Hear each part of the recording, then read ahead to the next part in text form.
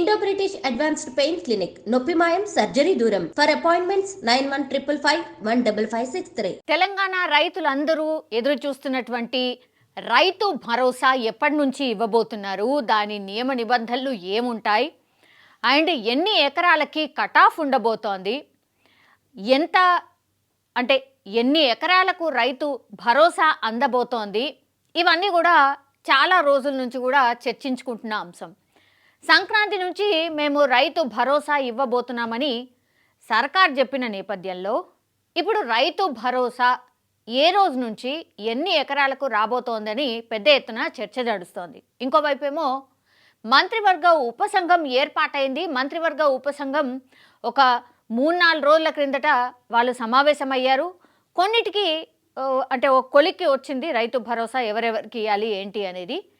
ఇంకా కొంతమేర విస్తృత చర్చ ఈరోజు మార్నింగ్ నుంచి కూడా మంత్రివర్గ ఉపసంఘం చేసినటువంటి పరిస్థితుల్లో ఇప్పుడు అగైన్ దానికి సంబంధించిన అప్డేటే అందుతోంది. రైతు భరోసాకి సంబంధించిన కీలక అప్డేట్ ఇది అనుకోవచ్చు. ఎందుకంటే రైతు భరోసా ఎవరికి ఇవ్వాలి, ఎంత కట్ ఆఫ్ ఉండాలి అనేది కొంతమేర నిర్ణయించినట్టు, అండ్ రైతు భరోసా ఏ తేదీ నుంచి ఇవ్వబోతున్నారు అనేది కూడా ఫిక్స్ చేసినట్టు వార్తలు వస్తున్న నేపథ్యంలో ఇది దానికి సంబంధించిన కీలక అప్డేట్. యాక్చువల్లీ రైతు భరోసా పంపిణీకి కీలక అప్డేట్ వచ్చింది. ఈ పథకం అమలు విధి విధానాల కోసం ఏర్పాటు చేసిన క్యాబినెట్ సబ్ కమిటీ ఈరోజు గురువారం నాడు కీలక సమావేశం నిర్వహించింది. ఈ సమావేశంలో రైతు భరోసాకు సంబంధించి కీలక నిర్ణయాలు కూడా తీసుకుంది. అవేంటి అంటే రైతు భరోసా పంపిణీపై కీలక అప్డేట్ వచ్చింది. ఈ పథకం అమలు విధి విధానాల కోసం ఏర్పాటు చేసినటువంటి క్యాబినెట్ సబ్ కమిటీ కీలక సమావేశం నిర్వహించింది.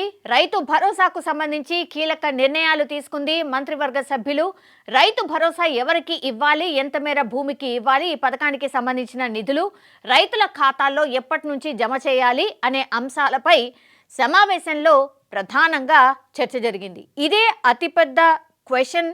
అంటే ఎంత మేర ఎవరెవరికి ఇవ్వాలి అనేది అండ్ ఎప్పుడు నుంచి ఇవ్వాలి అనేది కూడా మొన్నటి నుంచి కూడా చర్చలు జరుపుతున్న నేపథ్యంలో ఇప్పుడు ప్రతి రైతుకు రైతు భరోసా ఇవ్వాలని ఒక చర్చనైతే జరిగినట్టు చెప్తున్నారు. అంటే పంట పండించే రైతు ఎవరైతే ఉంటారో, పంట పండిస్తున్నాడు రైతు, అవి ఎన్ని ఎకరాలైనా సరే పంట పండిస్తే చాలు ఆయనకు ఖచ్చితంగా రైతు భరోసా అందాల్సిందే. అంటే ఏ కట్ ఆఫ్ లేకుండా ఈయన పంట పండిస్తున్నాడు రైతు అంటే మాత్రం ఖచ్చితంగా ఇవ్వాల్సిందే. దానికి సంబంధించే మొన్నటి నుంచి ఇంకో వార్త కూడా వస్తుంది. మనందరికీ తెలుసు, టెక్నాలజీని, శాటిలైట్ టెక్నాలజీని వాడబోతున్నారు. అంటే పంట సాగవుతుందా లేదా అనేది శాటిలైట్ ద్వారా కనుక్కోబోతోంది రాష్ట్ర సర్కార్.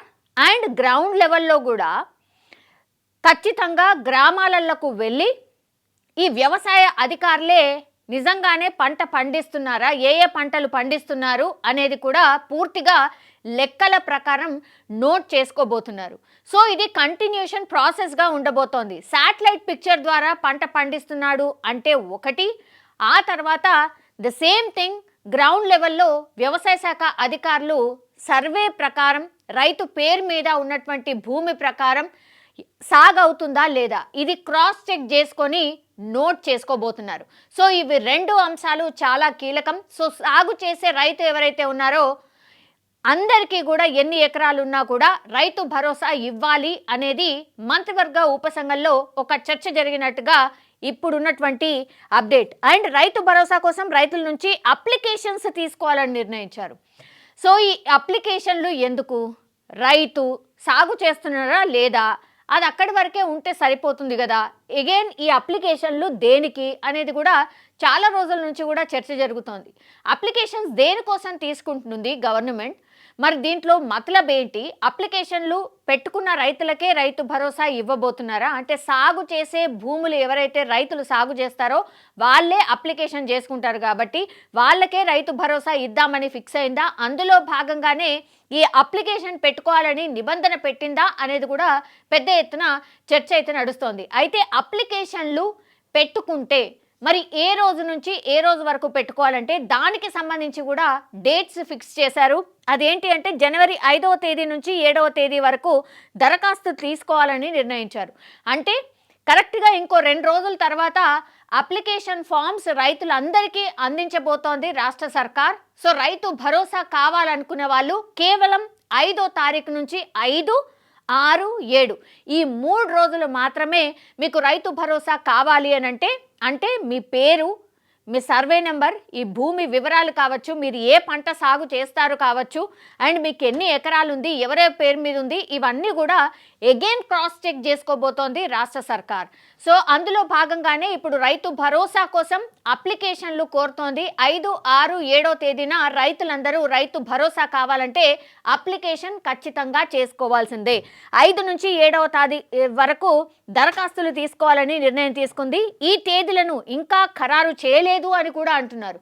అంటే 5వ తేదీ నుంచి 7వ తేదీ వరకు ఒకవేళ దరఖాస్తులు తీసుకుంటే మేబీ ఇంకొక అటో ఇటో ఒక రోజో ఇటో అటో ఉంటుంది, కానీ ఖచ్చితంగా 3 రోజుల పాటు రైతు భరోసాకి సంబంధించిన అప్లికేషన్లు అంటే దరఖాస్తులను నింపాల్సిందే రైతులందరూ అనేది ఒక మెసేజ్ ఇచ్చినట్టు అయిందనమాట. 14వ తారీఖు నుంచి అండ్ ఇంకో కీలక అప్డేట్ ఏంటంటే ఈ రైతు భరోసాకి సంబంధించి ఖాతాలో డబ్బులు ఎప్పుడు జమ అవుతాయి, రాష్ట్ర సర్కార్ సంక్రాంతి తర్వాత జమ చేస్తామని చెప్పింది, కానీ ఈరోజు ఆ డేట్ను కూడా ఫిక్స్ చేసింది.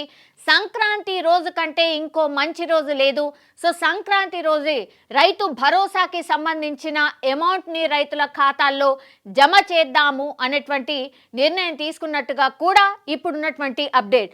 సో ఇదే జనవరి 14వ తేదీన సంక్రాంతి పర్వదినం సందర్భంగా రైతుల ఖాతాల్లో రైతు భరోసా పథకం నిధులు జమ చేయాలని ప్రభుత్వం యోచిస్తోంది. యోచిస్తుడు కాదు, ఇదే ఫైనల్గా అయినట్టుగా కూడా పెద్ద ఎత్తున చర్చ జరుగుతోంది. ఎందుకంటే 4వ తారీఖున అంటే కరెక్ట్ ఇంకో 2 రోజుల తర్వాత రేపు కాక ఎల్లుండే క్యాబినెట్ సమావేశం ఉంది. క్యాబినెట్ సమావేశంలో ఆల్రెడీ ఈరోజు ఈ అప్డేట్స్ మనకు అందుతున్నాయి. కాబట్టి ఇవేవైతే నియమ నిబంధనలు ఏవైతే ఉన్నాయో ఆ నిబంధనలకు అన్ని రూపొందించింది ఉపసంఘం కూడా. సో ఆ నియమ నిబంధనలు ఏవైతే ఉన్నాయో దాని మీద మళ్ళీ ఫర్దర్గా లాస్ట్లీ డిస్కస్ చేసి మంత్రివర్గం దీనికి ఆమోదం తెలిపిన వెంటనే రైతు భరోసాకి సంబంధించి ఈ అప్లికేషన్ల ఫామ్లు ఏవైతే నింపాలో దానికి సంబంధించి ఒక నిర్ణయం వెలువడబోతోంది. విధి విధానాలు ఎవరికి ఏంటి అనేది కూడా ఇంకా క్లియర్ కట్గా తెలిసే అవకాశం ఉంటుంది. అండ్ సంక్రాంతి పర్వదినం రోజే రైతు భరోసా కింద రైతులకు రైతు భరోసా అమౌంట్ని ఖాతాల్లో వేయాలని రాష్ట్ర సర్కార్ నిర్ణయించినట్టుగా కూడా ఇప్పుడున్నటువంటి సమాచారం. సో అందరినీ తీసేసి గతంలో కూడా మనం చెప్పాం గుట్టలు రప్పలు అండ్ ఏవైతే ఈ వెంచర్స్ రియల్ ఎస్టేట్ వెంచర్స్ ఏవైతే ఉన్నాయో వాటన్నిటిని తీసేసి అండ్ ప్రజాప్రతినిధులు కావచ్చు, గవర్నమెంట్కి సంబంధించిన ఎంప్లాయీస్ కావచ్చు, ఇట్లా కొన్ని కేటగిరీస్ని గుర్తించింది. వాళ్ళందరినీ తీసేసిన తర్వాత ఇప్పటి వరకు 70 లక్షల వరకు అంటే మొన్న బీఆర్ఎస్ సర్కార్ ఉన్నంత వరకు 70 లక్షల మంది రైతులకు రైతు బంధు వేసింది. కానీ వీళ్ళందరినీ మినహాయించి వీళ్ళందరినీ తీసేసిన తర్వాత 20 లక్షల మందిని తీసేయచ్చు, మేబీ 20 లక్షల మంది వెళ్ళిపోవచ్చు అందులో నుంచి. సో 50 లక్షల మంది రైతులకు ఖచ్చితంగా ఈ రైతు భరోసా కింద ఈ అమౌంట్ ఖాతాల్లో పడే అవకాశం అయితే డెఫినెట్లీ కనిపిస్తోంది. ఇంకా ఏమైనా ట్విస్ట్లు ఉన్నాయా? ఎందుకంటే ఈ అప్లికేషన్లు కోరుతున్నారు కాబట్టి ఈ అప్లికేషన్లు దేనికోసం అనేది పెద్ద ఎత్తున చర్చ అయితే నడుస్తోంది. సో ఈ అప్లికేషన్లు తీసుకున్న తర్వాత ఇంకా కూడా రైతుల సంఖ్య తగ్గిపోయే అవకాశం ఉందా? ఈ అప్లికేషన్స్లో వీళ్ళు ఏమేమి అడగబోతున్నారనేది అతిపెద్ద కీలక అంశం.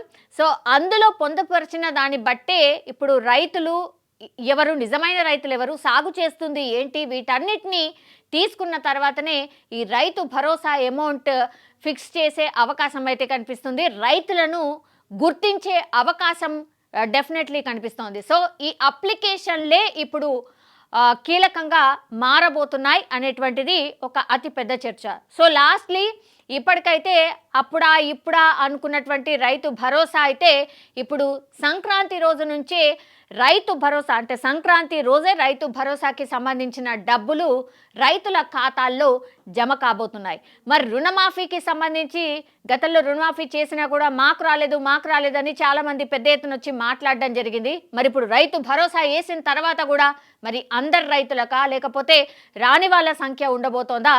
ఇది కూడా మళ్ళీ మాకు రాలేదు అన్నటువంటి మాట వినిపిస్తుందా? చూడాల్సిందే. కానీ రైతులు ఎంతగానో ఎదురు చూస్తున్నటువంటి రైతు భరోసా మాత్రం సంక్రాంతి రోజు నుంచే అమలు కాబోతోంది. ఆ దిశగా సర్కార్ అయితే ఆలోచిస్తున్నట్టు స్పష్టంగా అర్థమవుతోంది.